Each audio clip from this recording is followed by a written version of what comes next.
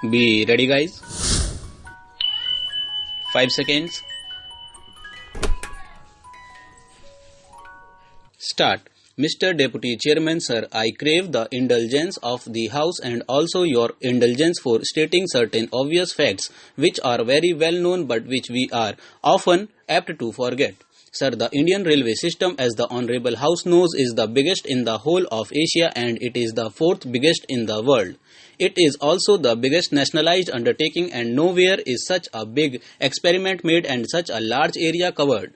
Sir, when we deal with the budget proposals, we have to bear in mind this far-reaching character and the historic role that the railway system is playing in this vast country. This budget as presented to us has to be viewed and considered from this larger angle. Though the budget has taken the usual form of an annual ritual and though it indicates and projects a set pattern, it marks the culmination and the ending of a period of achievement and the budding and flowering of another period of achievement. Sir, we are in a better position today than before to assess and evaluate the results and we can very well draw up a balance sheet of successes and failures, of achievements and setbacks, if there are any, so that we may be able to draw up a plan of further development. During the last 5 years, efforts have been made by the Ministry of Railways to realize and fulfill the goals and targets laid down in the plan. To a considerable extent, I must admit, they have been able to achieve the goals and targets laid down. All these achievements and developments that have taken place are really commendable and we should not shirk on our side to pay compliments to them because they deserve them. But when I look at the other side, when I consider the drawbacks and failures that we saw during these 5 years, I feel, sir, that the progress achieved and the developments that they have brought about are not commensurate with the needs and requirements of the growing and developing economy. The minister in his speech has not been able to assess the extent of demand of the country for additional transport capacity and he has not been able to give us a picture of how this challenge will be met adequately to remove transport difficulties in the country.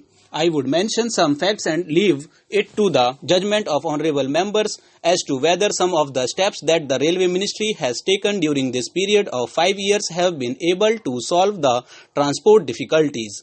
In spite of the two plans and the additional capacity released as a result of development, the problem of congestion, which has also been referred to by other honorable members, is proving a great deterrent.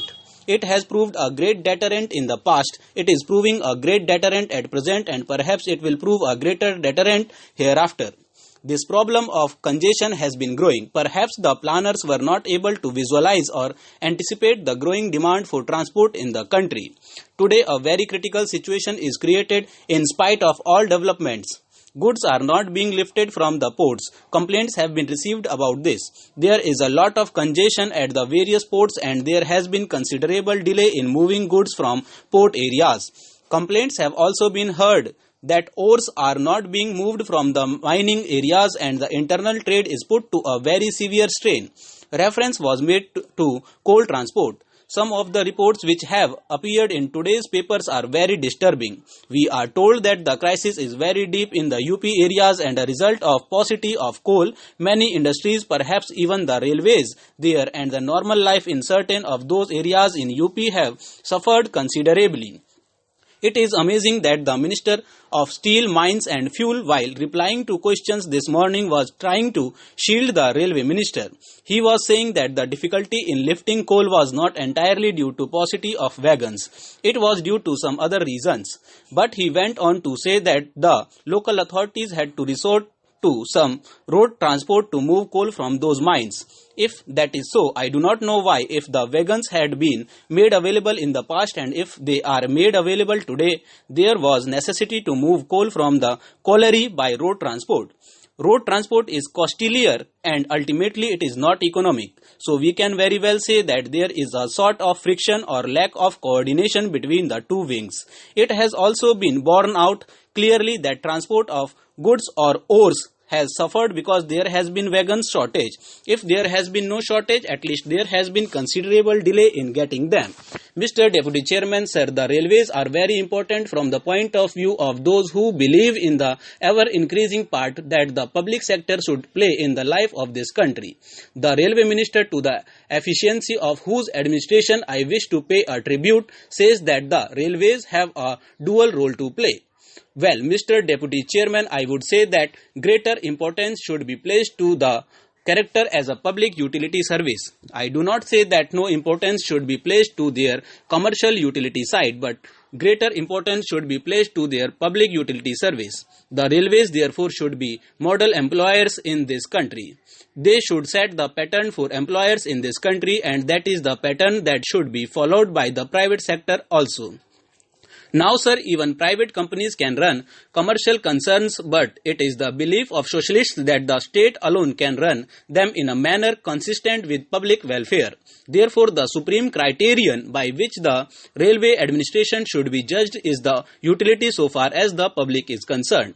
Therefore, I think the railways should be responsive to public needs. They should have the public welfare at heart. I am glad to find that non-official agencies are being associated with the railways in a number of ways. There are a number of committees that have been enumerated by the respected railway minister. They provide the railway administration with non-official help and cooperation. I say, sir, that if nationalized industries are to make an appeal to the country, their public utility work must become increasingly clear to the public. Whether from the public point of view the railways contribute more or less to the general revenue should be a matter of less concern than their efficient running. Now, sir, I listened with interest to the speech of my friend in which the catalogued the grievances of railwaymen and suggested various methods in which the administration can be more responsive to the need of railwaymen. I fully agree and support those recommendations. Then, sir, it is a matter of great concern that house rents in some places are very high and the railway employees are given house rents at low rates. Also, I think there is need for an increase in the railway checking staff. If the railway checking staff is increased, ticketless travel will go down provided that you make it worthwhile for the railway staff to carry out their duties. I say that some reward should be given to those members of the checking staff who successfully launch prosecutions against ticketless travelers. I think, sir, if they have a prospect held out to them that in case they are able to catch ticketless travelers, they will be given some reward, they will be more active. Then, sir, there is no room for self-complacency so far as our second-class travelling facilities are concerned. I gratefully recognize that the railway minister is doing his best out. I think that this can be improved and should be improved. There should be more Janta trains for second-class passengers. I find, sir, that there is going to be a provision for more fans for first-class passengers. Well, I do not grudge that facility to the first-class passengers, but I would like more facilities to be given to our second-class passengers because it is where they who contribute most to their revenues. It is heart-rending to see our overcrowded trains.